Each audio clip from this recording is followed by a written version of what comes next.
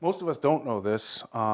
There is actually an international plumber's code, and more so there's also one for the state, which breaks down and a lot of the municipalities follow.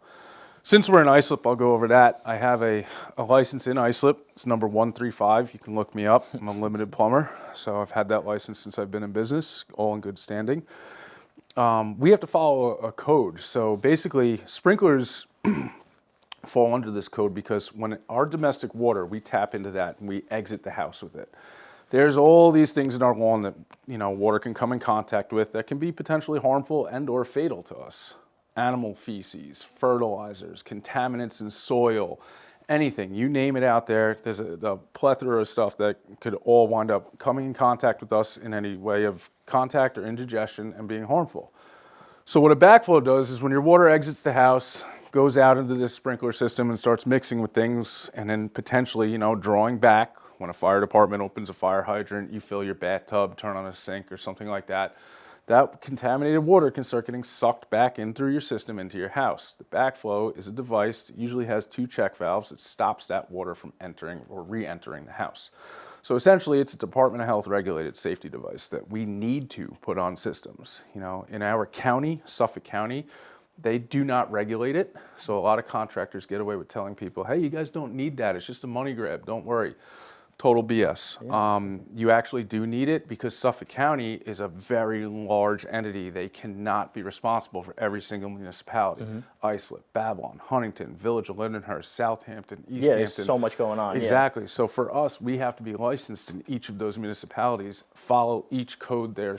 They're trusting you to install it the right way, but nobody's double checking you. So if you don't have solid ethics and morals, you're not going to do the right thing. And that one to me is kind of crazy that somebody would say it's like a money grab because it makes I think people don't understand science in a sense. Like you said, when we put on a fixture in another part of the house and all the pressure is running that way, it can create a suction. Exactly. And we can get contaminants from our ground, which we're literally dumping fertilizer on top of it or anything, pesticides, we're getting the tick spray, whatever it is, that can get sucked back in. So you mentioned that they typically have the backflow device that has the 2 check valves, and it's just like a large brass big piece of metal that is typically between your water main and a shutoff valve for the irrigation, right? So based on our codes, like we could use Islip for an example here since we're here.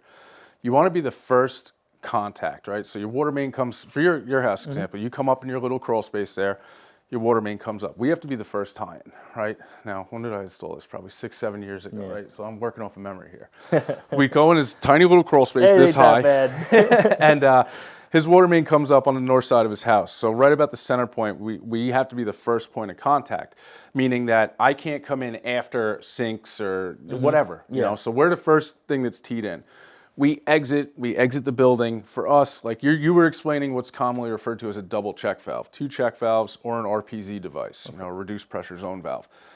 Both are interior devices. One will leak when it's bad, one requires a test. All devices require a test, but a backflow double check is mandatory.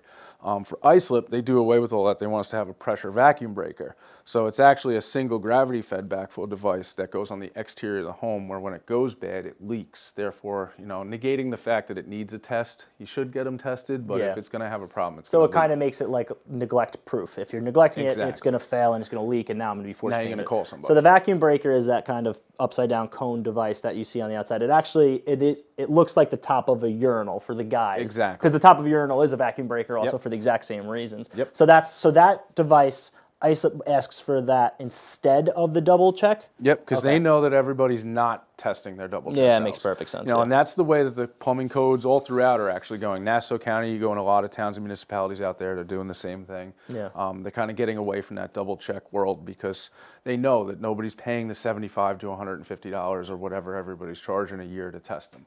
So that's what it is.